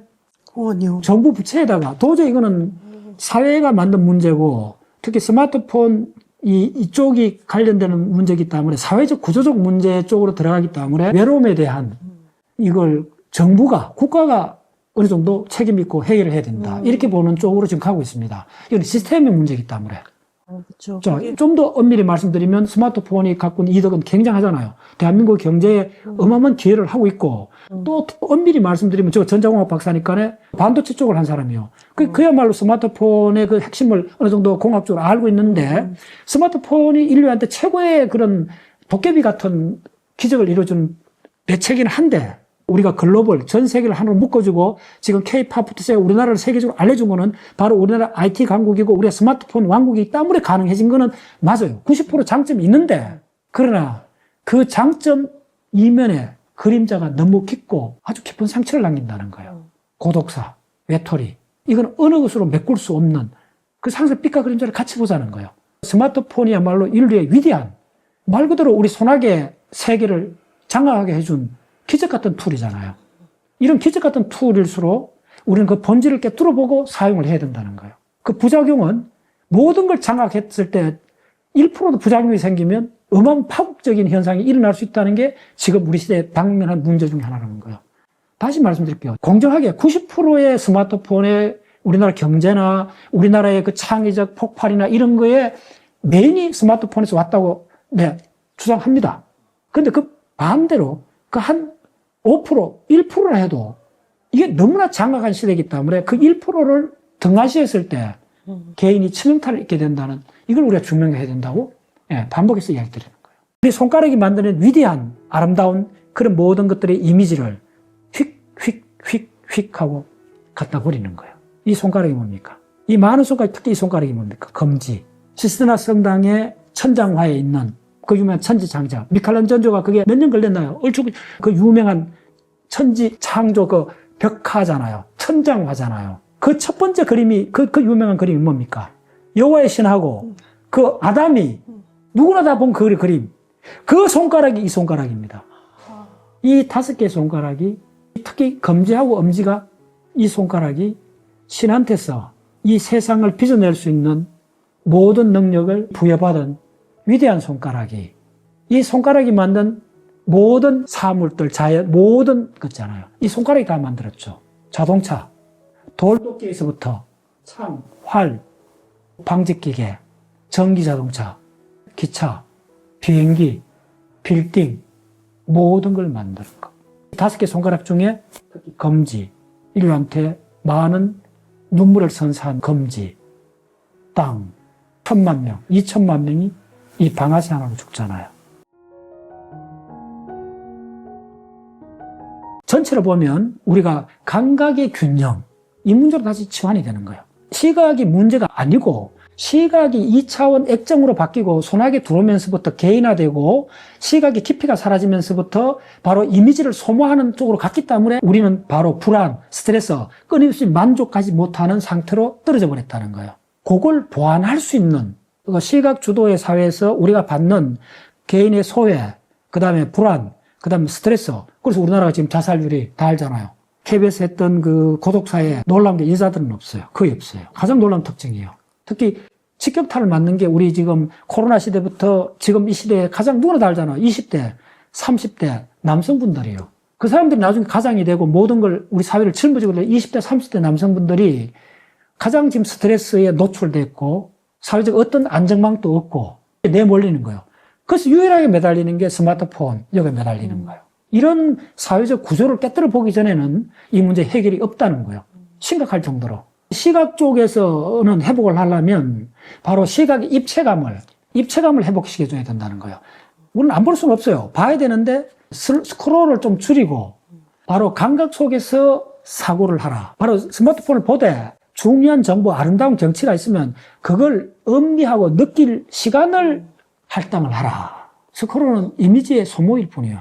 우리가 휙휙휙휙 하고 이미지를 갖다 버리면 우리 기억을 휙휙휙 하고 버리는 하고 동일한 관계입니다. 이미지의 깊이 차원을 어디서 회복하느냐. 제가 오랫동안 주장했는 창밖을 보기를 회복해야 돼요. 넉넉히 창밖을 본다.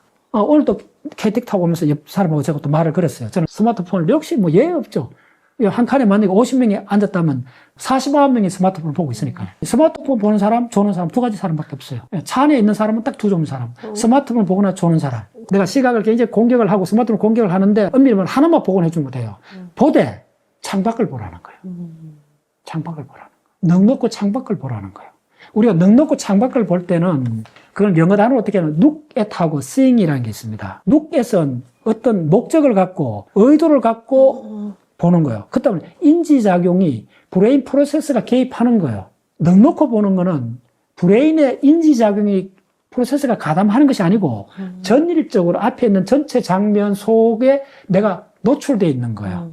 그러면 모든 이 장면 파노라마 속에 일어날 수 있는 모든 것이 내한테 동시에 다 들어오는 거예요. 어디도 주목하지 않아요. 어디도 시선이 가지 않는다는 말은 모든 곳에 시선이 간다. 창밖을 봤을 때 우리는 당연히 입체감을 갖게 돼요. 모든 것을 동시에 보는 거예요. 어디도 시선을 고정하지 않고 전체를 보는 거예요. 어디도 고정하지 않았단 말은 모든 것을 고정할 수 있는 예측 가능한 세계가 펼쳐지는 거예요. 예측할 수 있는 세계. 예측이 복선을 까는 세계가 되는 거예요. 예측을 항상 기다리는 세계가 바로 넉넉히 창밖을 보는. 갑자기 가을 하늘에 기러기가 날아가면 들판에 벼가 이가면 산더미 승위에 이렇게 단풍이 들면 모든 순간에 내가 그것서 즉각적 반응이 일어나는 거예요. 그게 바로 우리가 존재에 대한 예입니다. 바깥을 보는 거는. 한번 생각해 보세요. 우리가 지금 기후변화로 인해 갖고 최근 거의 20일 동안 비가 왔잖아요. 지금 맑은 날이 일주일에 하루 정도밖에 안 되잖아요. 오늘 날이 맑았어요. 기차를 타고 오는데 내 옆자리 젊은이가 계속 스마트폰을 보고 있는 거예요. 그래서 내가 쭉 이야기하니까 그 점 알아듣더라고요. 요렇게 내가 한두 명 더 하면 이제 꼰대가 되는 거예요. 보되 스마트폰을 보는 걸 한두 번 줄이고 바깥을 보라는 거예요. 그게 바로 시각의 입체를 불러오는 거예요. 우리가 바로 파노라마 경치를 조망을 하게 되는 거예요. 그 속에 넉넉히 보고 있으면 바로 디폴트 모드가 작동하게 되고 내 과거가 해상이 되고 그때 느긋한 마음으로 내가 지금 어디에 있는가에 대한 본질적인 질문이 가능해져요. 내가 지금 어디에 있는가? 무엇이 중요하지? 이것이 본질적인 질문이 가능해져요. 넉넉히 보고 있을 때 시각적 장면하고 침묵의 공간이 결합을 합니다. 시각을 내가 굉장히 이렇게 표면을 많이 했는데 엄밀히 말하면 인간은 시각적 동물이라잖아요. 그걸 시각적 동물의 침묵이 결합하면 본질적인 질문이 가능했습니다. 체험적으로 본 적이 있어요. 9월 초에 15일 동안 북유럽을 40명하고 같이 제가 쭉 설명을 하고 갔어요. 매년 2번 해외 학습 탐사를 가요.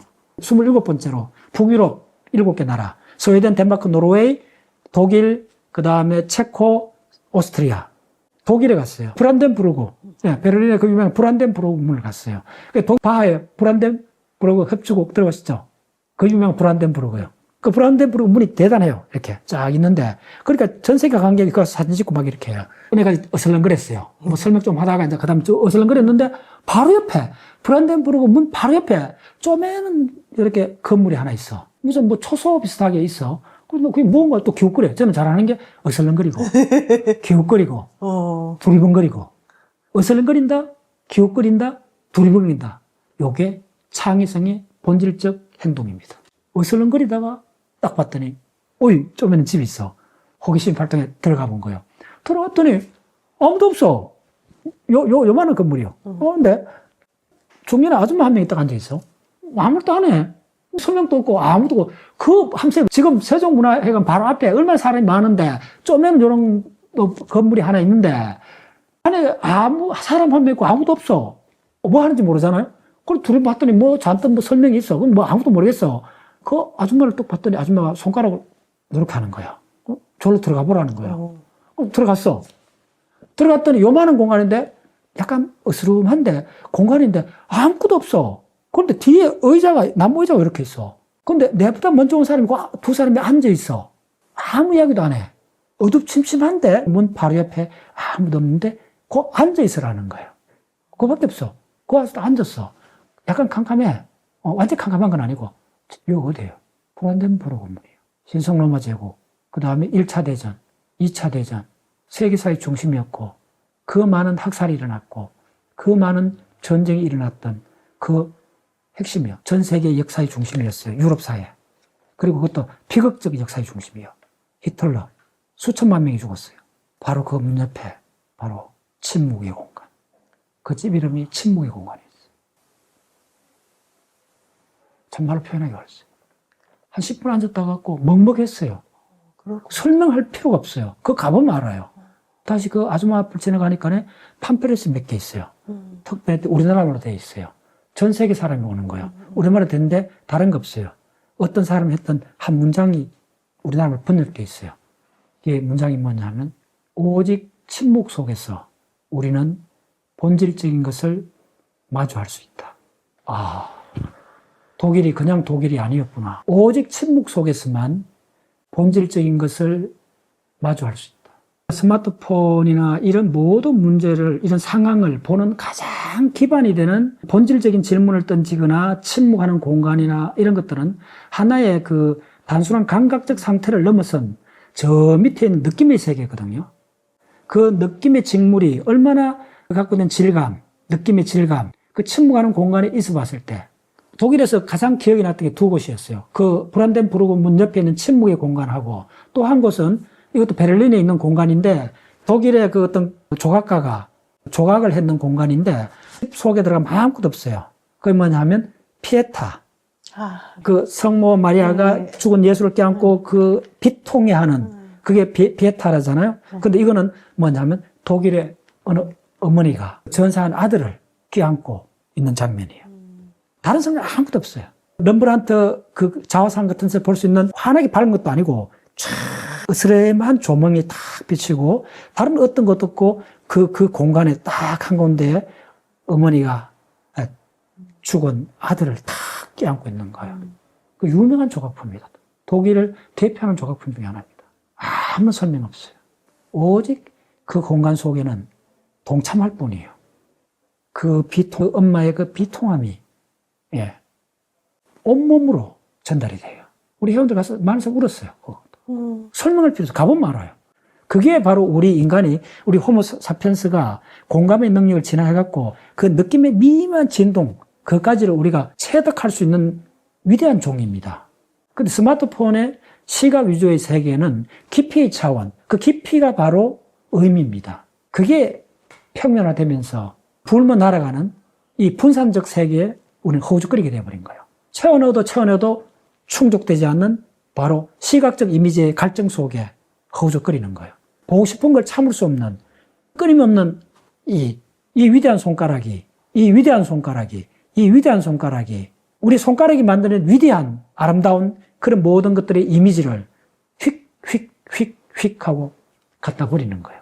이 손가락이 뭡니까? 이 많은 손가락, 특히 이 손가락이 뭡니까? 검지. 시스테나 성당의 천장화에 있는 그 유명한 천지창조. 미켈란젤로가 그게 몇 년 걸렸나요? 얼추 그 유명한 천지 창조 그 벽화잖아요. 천장화잖아요. 그 첫 번째 그림이, 그 유명한 그림이 뭡니까?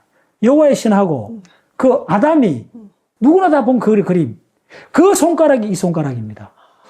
이 5개의 손가락이 특히 검지하고 엄지가 이 손가락이 신한테서 이 세상을 빚어낼 수 있는 모든 능력을 부여받은 위대한 손가락이 이 손가락이 만든 모든 사물들, 자연, 모든 것잖아요. 이 손가락이 다 만들었죠. 자동차, 돌도끼에서부터 창, 활, 방직기계, 전기자동차, 기차, 비행기, 빌딩, 모든 걸 만든 것.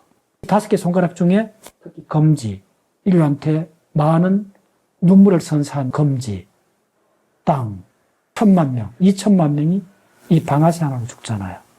이 5개도 아닌 요 하나로. 손가락. 다시 말하면 촉각. 이 손가락은 뿔뼈에 갇힌 브레인에 바깥으로 뚫고 나온 다른 브레인입니다. 그렇게 봐야 돼요. 손가락은 두개골뼈를 빠져나온 우리의 DNA 피질입니다. 내 출처를 밝힐게요. 챗GPT하고 3일 동안 싸웠는데 논문 베이스로, 반드시 논문 베이스로 이게 어디서 나왔는가. 이 손가락은 이거 패드잖아요. 이 패드의 촉각 센서는 침판지의 거의 4배, 5배가 많습니다. 이 촉각 센서는 크게 4가지가 있는데, 래피드 어답터, 그 다음에 슬로우 어답터로 2개로 구분해요. 그 다음에 래피드 어답터는 진동하고 관계있어요. 래피드 어답터란 말은 뭐냐면, 안경 같은 걸 딱 쓰면 쓸 때 느껴지죠. 쓰고 있는 동안은 모르죠. 하루 종일 쓰고 있으면 쓰고 있는 걸 잊어버리잖아요. 그렇죠. 근데 벗을 때 느껴지죠. 네. 요 쓸 때, 벗을 때 신경세포 파일을 쫙 해갖고 어답터. 슬로우 어답터는 뭐냐면 우리가 의자에 앉아있을 때는 앉고 나면 매 순간 느껴지잖아요. 근데 항상 그 감각이 계속되는 걸 슬로우 어답터라 그래요. 그 촉각 2개, 래피드 어답터를 감장하는 그 신경 그 검출 장치가 2가지요. 촉각 센서가 2가지인데 뭘 하느냐 하면 슬립을 방지해줘요. 물병을 딱 들을 때 바깥에 물기가 있으면 휙 미끄러지잖아요. 미끄러질 때 어떻게 힘을 더 주잖아요. 착하고 안 떨어지잖아요. 물론 떨어져가 깨질 수도 있는데 대부분 우리가 그걸 딱 예측해갖고 더 힘 주잖아요. 예측해서 힘을 주잖아요. 이걸 뭐라 그러냐 하면 예측적 제어라 그래요. 촉각의 위대한 점은 바로 예측적 제어가 가능하다는 거예요. 그 0.1초 사이에 바로 피드백 해갖고 슬립 착, 착, 물병이 착, 유리병이 착 미끄러진다 예측이죠. 그 다음에 힘을 다시 주죠. 제어죠. 예측해서 제어하는 거예요. 밤에 어두울 때 새벽 2시, 3시, 60대 넘은 사람이 화장실 가잖아요? 어떻게 가요? 불 다 껐는데 스위치가 어딘지 모르잖아요. 어떻게 해요? 더듬죠. 바로. 손으로 더듬다니 뭐죠? 탁 더듬어 보면 이게 침대다, 이게 모서리다 다 예측하죠. 더듬는 순간 예측이 되죠. 그러면 그게 피드백 돼갖고 발 동작이 바꿔지죠. 방향이 바뀌어지죠. 이걸 바로 뭐냐? 촉각이 유도한 예측적 제어입니다. 촉각의 가장 중요한 키워드는 브레인과학적으로 프레딕션, 예측을 하고 곧장 제어를 해요. 그게 바로 더듬는 행위의 본질입니다. 촉각은 영원한 미래적 감각입니다. 오마이 사이언스. 촉각은 미래적 감각입니다. 0.1초 후에 일어날 수 있는 걸 예측하고 피드백합니다. 과거를 예측하는 거 아니잖아요. 네. 미래를 예측하잖아요. 컨트롤하는 거예요. 근육을 컨트롤하는 거예요. 시각은 어떤 측면에서 과거입니다. 우리의 형태는 뭐죠? 옛날 성벽이나 옛날 건축물은 네네. 예, 전부 다 시각은 어떤 측면에서 과거가 연결된 그 결정체를 보고 있는 거예요. 촉각은 미래적 감각이라는 거예요. 촉각은 어떻게 진화되어 왔느냐. 모든 포유동물이 촉각이 예민하냐. 그렇지 않다는 거예요. 기본적으로 패드 구조가 있어야 돼요. 패드라는 거는 여기에 피부 형태로 된 요게 출현해야 된다는 거예요. 털이 덮이면 안 된다는 거예요. 그래서 우리 몸의 피부도 2가지가 있어요. 털이 난 피부, 그 다음 하나 털이 없는 피부. 털이 없는 피부는 손바닥, 발바닥이요. 오마이 사이언스. 손바닥, 발바닥에도 땀이 나요. 우리 몸에도 땀이 나요. 털이 있는 몸에도 땀이 나고 손바닥에 땀이 나는데 땀의 종류가 달라요.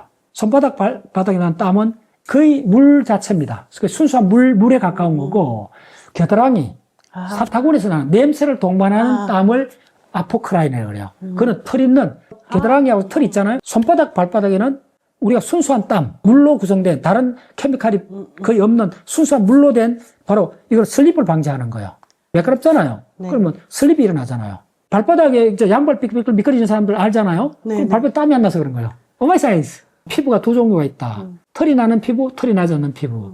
바로 우리 손바닥은 바로 털이 나지 않는 피부라는 거예요.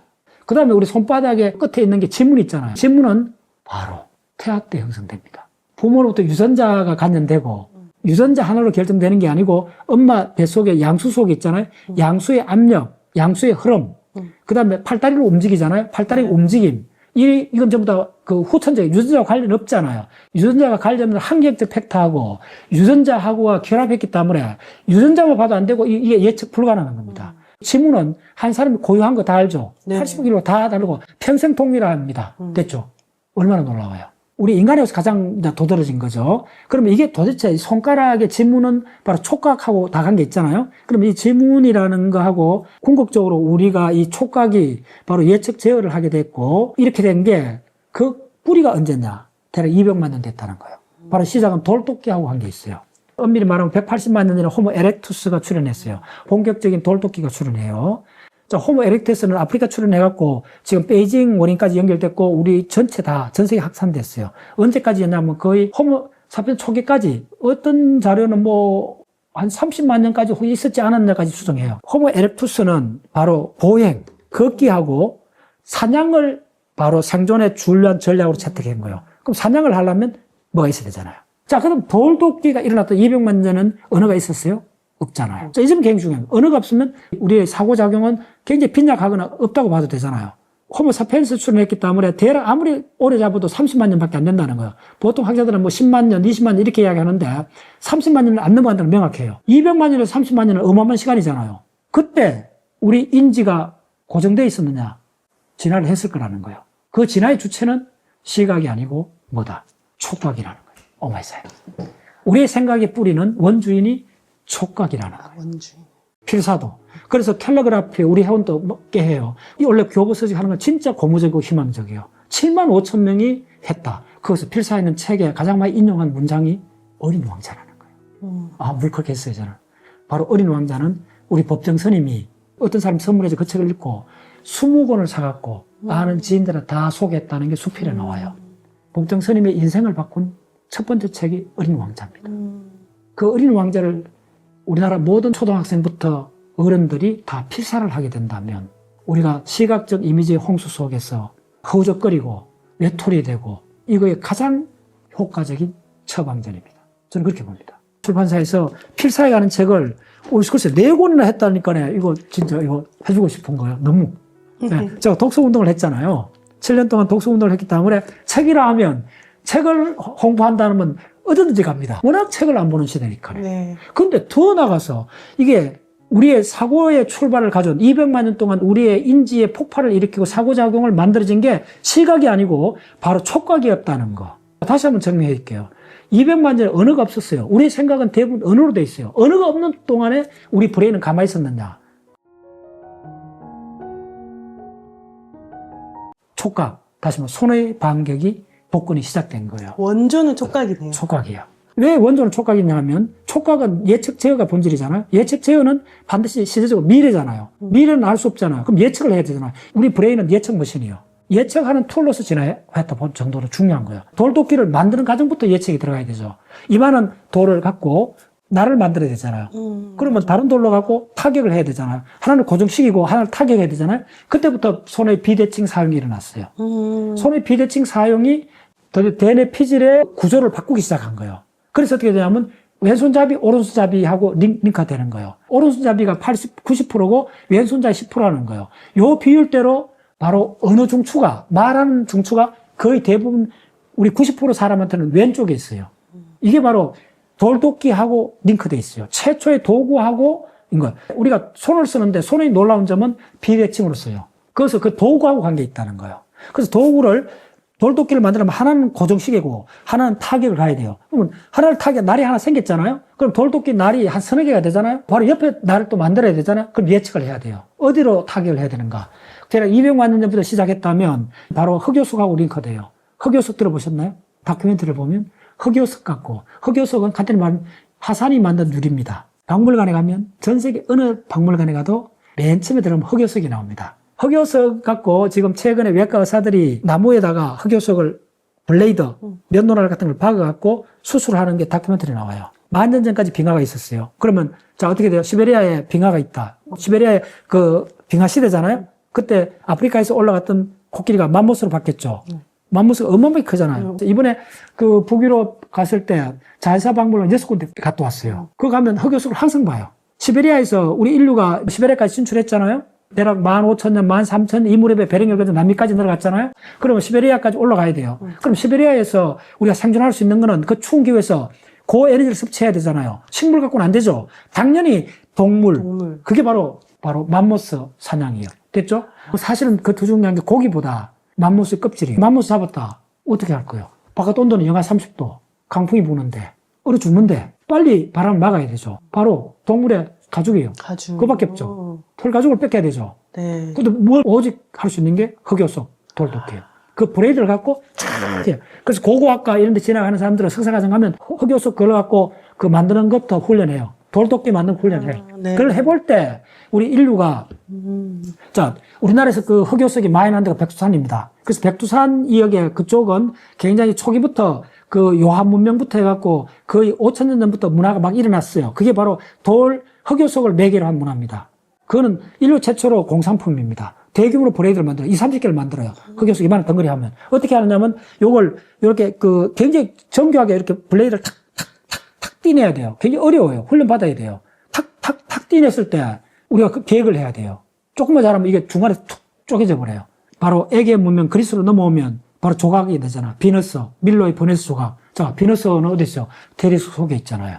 대리석 속에 있는 비너스를 꺼내야 조각이 되잖아요. 어떻게 꺼내요? 있다고 우리가 가정을 해야죠. 덩어리에서 비너스 상을 만드는 과정을 생각해보면 무수한 뭐죠? 예측을 해야죠. 매 순간 예측을 해야 되죠. 매 순간 예측을 해야 되죠. 이거 뭐죠? 정으로 하잖아요. 네. 손동작이죠. 손동작. 구체적으로 정의 힘, 손가락 이어서 다 들어오죠. 정의 힘, 매 순간 예측. 이게 두 개 결합하면서 코는 크게, 눈은 적게 한다는 거예요. 왜 그럴까요? 코는 크면 깎아내면 되고, 눈은 아예 크게 하면 방법이 없잖아요. 그렇죠? 인류가 대략 구석기 200만 년 전부터 더 엄밀히 말하면 영장류 5천만 년, 최소로 5천만 년을 먼저 봐야 돼요. 포유동물 전체로 2억 년을 봐야 되는데 일단 포유동물은 후각 중심이다. 포유동물 전체에서 극히 일부 영장류가 바로 시각 중심으로 진화했고 시각이 완전히 폭발한 게 바로 구텐버그의 인쇄술이 해갖고 내면의 세계 그 다음에 국민 국가까지 넘어갔다는 이야기 했죠. 그때까지는 시각의 부작용이 있던 게 아니요. 사실은 우리가 인공위성까지 가고 이런 모든 걸 했던 거는 3차원 투시가 핵심이었잖아요. 입체적 감이. 결국은 아인슈타인의 상대성 이론도 그 입체적 감을 4차원 시공을 해갖고 4차원 시공을 조망하면서부터 바로 우리가 우주론까지 나가게 됐잖아요. 그 전부터 시각의 연장선이요. 그 시각은 진짜 위대했던 거예요. 그 위대했던 시각이 지금 단 20년 만에 스마트폰 속에 갇히면서 입체 공간을 잊어버리고 바로 종이쪽 같은 2차원 평면으로 전락해버렸다는 거예요. 그리고 사이즈가 줄어들어서 우리는 시각의 프로가 돼버렸다는 거예요. 지금은 시각은 끝장에서 마지막으로 부작용을 인류한테 선물을 하고 있는 거예요. 근데 촉각은 처음부터 부작용이 있는 것이 아니고 촉각이 위대한 거는 뭐냐면 촉각 그 자체는 바로 예측 제어가 본질이고 더듬는다는 게 본질이고 그러면 예측 제어라는 거는 영원한 미래 시제라는 거예요. 예측을 해야 된다는 거예요. 그게 바로 인지의 폭발을 갖고 왔다는 거예요. 오케이? 그래서 이 예측 제어라는 이 놀라운 능력이 결국은 200만 년 동안 인간의 이 촉각을 한 도구의 사용, 이 흐름이 손에 도구가 쥐어지면 이 도구를 갖고 우리가 있는 자연의 돌이나 모든 것들을 가공하기 시작했잖아요. 자, 돌을 해갖고 비너스를 꺼내는 이것만 계속 생각하시면 돼요. 왜 그러냐면 비너스를 꺼내는 과정에 조각을 할 때는 반드시 뭐냐면 순서가 들어간다는 거예요. 됐죠? 이게 무슨 말인지 하면 순서하고 예측이 결합을 한다는 거예요. 조금만 실수해도 안 되니까요. 촉각은 그걸로 통해 갖고 결론적으로 인간의 생각은 시각이 아니고 바로 촉각 기원이라는 거예요. 이게 왜 촉각을 다시 복원해야 되고 다시 주목해야 되는 근본적 브레인과학적 메커니즘은 이게 우리의 사고의 진화의 동력이었다는 거예요. 그 증거가 뭐냐면 이 촉각의 특히 이 손가락 끝에 패드는 털이 없는 이 패드는 바로 우리 브레인의 DNA 피질이 바깥으로 튀어나와 있는 연장으로 봐야 된다는 거예요. DNA 피질의 외부화라고 봐야 된다는 거예요. 바로 이게 브레인이라는 거예요. 두 개 검지하고 엄지 사이는 바깥으로 나온 체 외부에 있는 시냅스로 봐야 된다는 거예요. 초기 영장류들은 이 손가락 마디가 3개였습니다. 우리 쪽으로 오면서 침판지부터 시작해서 이게 우리 쪽으로 오면서 이게 2개로 줄어들었습니다. 이쪽에 근육이 강화됩니다. 3개 마디가 2개로 줄어들면서 마주보는 현상이 가능해졌어요. 그래서 이렇게 다 마주볼 수 있는 거예요. 그래서 연필을 잡게 되는 거예요. 요거 2개 힘은 세요. 요까지도 힘이 세요. 근데 바로 옆에 있는 요 3번째 손가락은 힘이 요거 5분의 1도 안 돼요. 놀랍죠? 바로 옆에 있는데 이렇게 차이가 나는 거예요. 2개가 바로 정밀 크립을 해요. 핀을 잡을 때 어떻게 해요? 이거 하나를 다 보셔야 돼요. 종이를 잡을 때는 이렇게 안 잡아요. 이렇게 잡아요. 이 모든 걸 우리가 면밀히 관찰해야 돼요.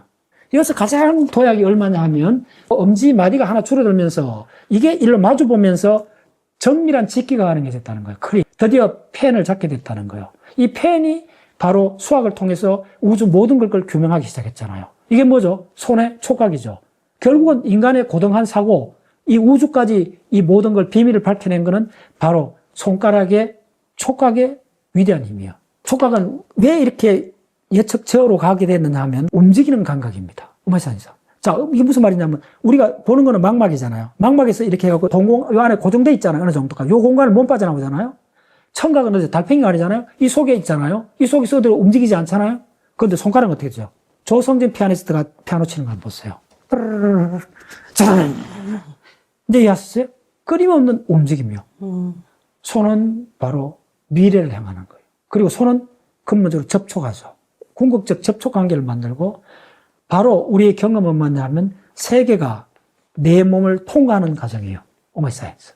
경험은 세계가 내 몸을 통과하는데 통과하려면 입구가 있어야 되잖아요. 받아들이는 포인트가 있어야 돼요. 바로 손의 매개를 통해서 세계가 내 몸을 통과하는 과정을 경험이라고 그래요.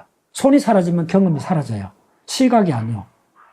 이게 이제 브레인과학적으로 이쪽하고 이제 이렇게 되는데, 궁극적으로 왜 우리 촉각을 불러와야 되느냐 하면, 이 촉각은, 피라미드를 만들든지, 별을 베든지, 이 모든 거는 반복 동작이요. 이 반복 동작은 최근에 이제 신경과학이 뭐라 그러냐면, 반복 동작은 놀랍게도 바로 부교감 신경을 트리거해요. 그래서 편안해진 거예요. 그래서 편물이 다시 복근하는 거예요. 편물이 바로 시각 이미지의 폭주에서 우리가 허우적거리는 이 스트레스를 풀 수 있는 가장 중요한 게 명상보다 더 효과적인 거는 저는 편물로 봐요. 뜨개질.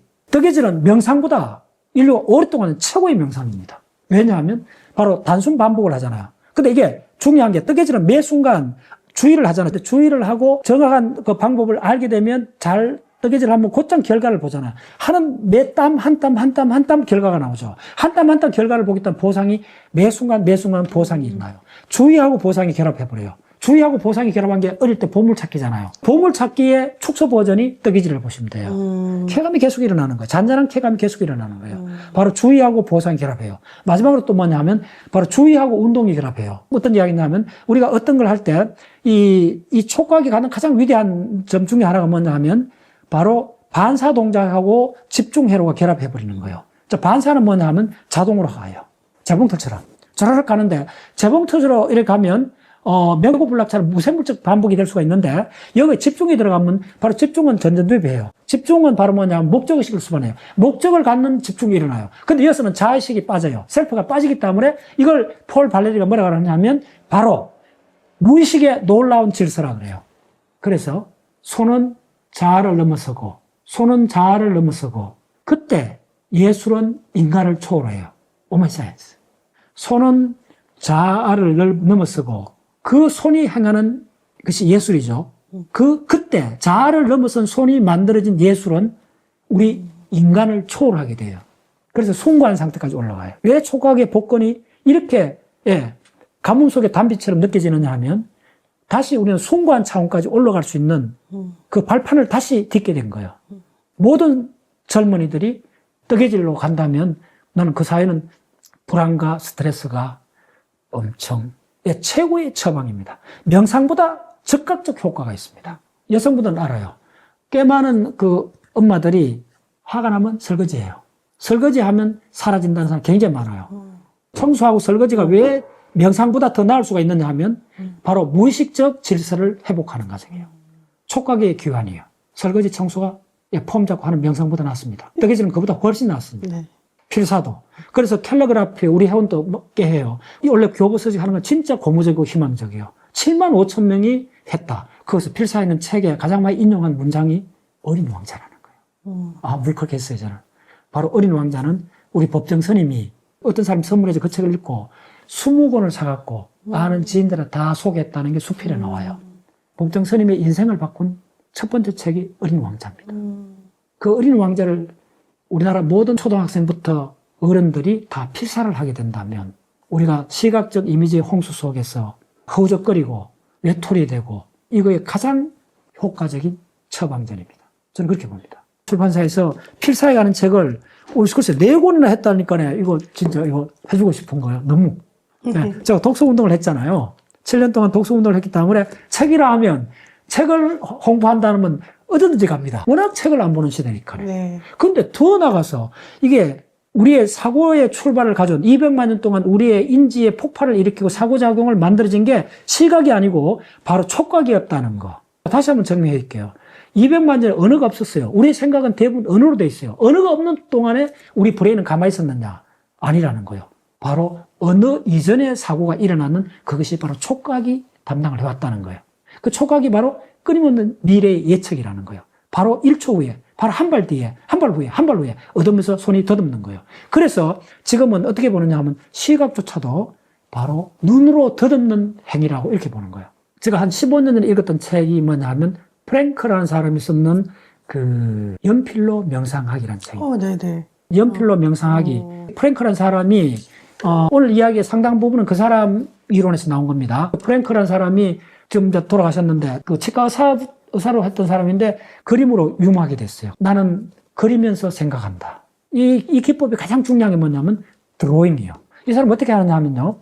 길거리를 산책하다가 그냥 스케치북을 갖고 가다가 노트를 항상 갖고 가다가 어떻게 하느냐 하면 길 가는 사람을 순간적으로 스케치해요. 이거 10초 걸리면 안 돼요. 덜에 있는 코스모스를 그린다. 10초 내로 스케치하는 거예요. 순간적 포착. 이게 왜 말이 되는가 쭉 빨리 할게요. 우리가 들은 소리를 그대로 발음할 수 있죠. 안녕하십니까 하면 들었잖아요. 안녕하십니까. 나도 안녕하십니까 하잖아요. 들은 말을 그대로 반복할 수 있다는 거예요. 근데 그거는 뭐 그럴 수 있겠네. 왜냐하면 우리는 듣기하고 말하기가 동시에 일어나잖아요. 그걸 대화라 그러잖아요. 그렇다면 그걸 오랫동안 해왔기 때문에 당연한데 시각에도 옮겨보라는 거예요. 들은 대로 말할 수 있다는 걸 본대로 뭘 할 수 있는가 그 갈로를 쳐보라는 거예요. 들은 건 청각이잖아요. 네. 말하는 건 운동이잖아요. 청각하고 운동을 바꿨잖아요. 그러면 그대로 우리가 봤잖아요. 시각이잖아요. 시각을 뭘로 바꿀 수 있는가? 시각을 운동으로 바꾸면 뭐냐? 촉각. 그게 바로 드로잉이라는 거예요. 촉각이 바로 드로잉이잖아요. 네. 그래서 이 드로잉이라는 게 가장 근본적인 인간의 행위라는 거예요. 상징을 표시할 수 있고 시각이 운동으로 바뀌는 게 드로잉이고 그래서 어린애들이 처음으로 연필을 주면 막 이렇게 낙서를 막 하는데 이게 문자를 모르고 글자를 모르는 유치원 애들은 막 이렇게 한다 그러잖아요. 막 이렇게 하잖아요. 우리 인류가 문자가 어디서 나왔나 하면 고정시킨 제스처. 바로 고정시킨 손동작이라는 거예요. 우리가 들은 말을 그대로 발음할 수 있는 것. 청각이 발음이나 운동으로 바뀌어진 걸 시각이 그대로 옮기면 본 것을 손으로 그린다는 거예요. 본 것을 손으로 그리는 이게 바로 연필로 명상하기예요. 손으로 그릴 때 적극적으로 그려야 된다는 거예요. 적극적으로 그린다는 게 이쪽에서 인지 프로세스가 들어가면 안 돼. 셀프가 들어가면 안 된다는 거예요. 셀프가 들어가면 안 된다는 거예요. 다시 한번 셀프가 자의식이 들어가면 안 된다는 거예요. 자의식이 사라지면 바로 작품은 스스로 완성된다. 자의식이 사라지면 작품은 스스로 완성된다. 이걸 이탈리아에서는 뭐라 그러냐면 한 바 없이 하라. 스포츠 버전은 어깨 힘 빼라. 많이 들어가셨죠? 그때 셀프를 억제하라. 셀프가 사라지면 바로 작품은 스스로 완성된다. 그게 바로 뭐라 했어요? 손이 자아를 넘었으면 예술은 인간을 초월한다는 말의 같은 버전입니다. 그래서 바로 손이 다시 시각하고 다시 원초적으로 링크가 되면 우리의 감각이 균형을 찾게 되는 겁니다. 바로 시각 위주한 사회는 위험하다. 그걸 우리가 지금 당하고 있는 겁니다. 스마트폰에 당하고 있는 겁니다. 지난 10년 사이에. 그래서 고독사나 캄보디아 이런 사태나 이런 모든 것의 본질은 저는 스마트폰에 있다고 보는 사람입니다. 바로 시각이 다시 촉각하고 만나지 않으면 위험합니다. 시각을 혼자 두면 안 됩니다. 그래서 뜨개질이 복권이 되고 손글쓰기가 다시 일어난 겁니다. 이 물결이 전국으로 확산돼서 이게 메인이 돼야 됩니다. 그래야만이 균형을 맞춥니다. 그때서야 시각도 살고 촉각도 살면서 바로 감각의 균형이 일어나서 인류는 우리 대한민국은 한 발 더 나아가게 됩니다. 우리나라 K푸드, 온 것들이 한 발 더 나가기 위해서는 반드시 이 IT는 전적으로 시각이잖아요. 스마트폰 매개는 시각이기 때문에 반드시 촉각하고 결합해야 됩니다. 이때 우리는 인간의 감각의 균형을 찾고 느낌의 균형을 찾게 됩니다. 바로 2차원 평면으로 전락한 바로 정서가 바로 3차원 공간의 의미를 갖게 되면서 우리 사회는 연결이 됩니다. 깊이라 적고 연결이라 읽어야 됩니다. 바로 시각이 깊이 차원을 잃어버렸을 때 연결이 단절이 된 겁니다. 연결이라 적고 깊이라 읽으셔야 됩니다. 의미의 깊이, 시각적 이미지의 깊이 차원을 해보게 돼요. 그 깊이는 원래 시각에 있었던 건데 바로 액정 스마트폰에서 깊이 차원이 사라져버린 거예요. 그렇기 때문에 2차원 종이처럼 휙휙휙 넘겨버렸던 거예요. 우리가 회복해야 되는 것은 시각의 입체감이에요. 그것이 바로 창밖에 보기. 창밖을 넉넉히 볼 때 우리는 자아가 사라지고 우리는 적각적 시각이 운동하고 결합해버려요. 그때 등장하는 게 드로잉, 스케치요. 바로 레오나르도 다빈치가 위대해졌던 것은 스케치북을 평생 항상 갖고 다녔던 사람. 본질은 항상 스케치북을, 그리고 본인이 20종류 넘는 노트를 직접 제작했던 사람. 나는 이 손으로 지난 10년 동안에 250권의 노트를 썼습니다. 오늘 내가 쓰는 노트가 이겁니다. 노트는 바로 손의 미래를 향한 몸부림입니다. 이 노트를 지난 10년 동안 250권을 썼습니다. 내 손으로. 이런 관점을 언제부터 가졌냐면 10년 전에 어떤 기사를 스크랩을 했어요. 그 기사가 외과 수술하는 의사였어요. 우리나라 사람입니다. 그분 이름을 잃었지만 찾으면 있을 거예요. 어떤 외과 의사가 기사를 썼는데 짧은 에세이요. 자기 손에 대해서 썼어요. 내 요 5가지 손가락, 내 손은 3,000번의 수술을 했다. 아마도 1,000명도 넘는 생명을 살렸다. 나는 내 손을 볼 때마다 울컥하고 무엇이 올라온다. 근데 그 기사를 보고 나도 울컥했어요. 우리 시대에 참 진짜 위대한 사람들은 외과 수술하는 사람들이에요. 네, 바로 손. 손 하나로 무수한 생명을 살려내는, 이게 우리 본연의 거예요. 우리가 이걸 잊어버렸던 거예요. 세계를 만들었던 이 손을, 우리가 만든 세계의 이미지를 오직 스크롤 한 대만 쓰는 거예요. 휙, 휙, 휙. 이렇게 시각적 이미지를 버릴 때 우리의 과거가 끝없이 허전한 거예요. 2차원 평면이에요. 두께가 없는 거예요. 쌓이지 않죠. 그리고 촉각은 바로 이 자연의 울퉁불퉁한 세계를 직접 만난 거예요. 자연의 울퉁불퉁한 바위, 이 모든 자연이 우리 몸을 통과하는 거예요. 그걸 경험이라 그래요. 그걸 만나는 접점이 바로 손바닥이에요. 드디어 손의 복근이 시작됐어요. 대한민국의 희망이 보여요. 네, 좋아요.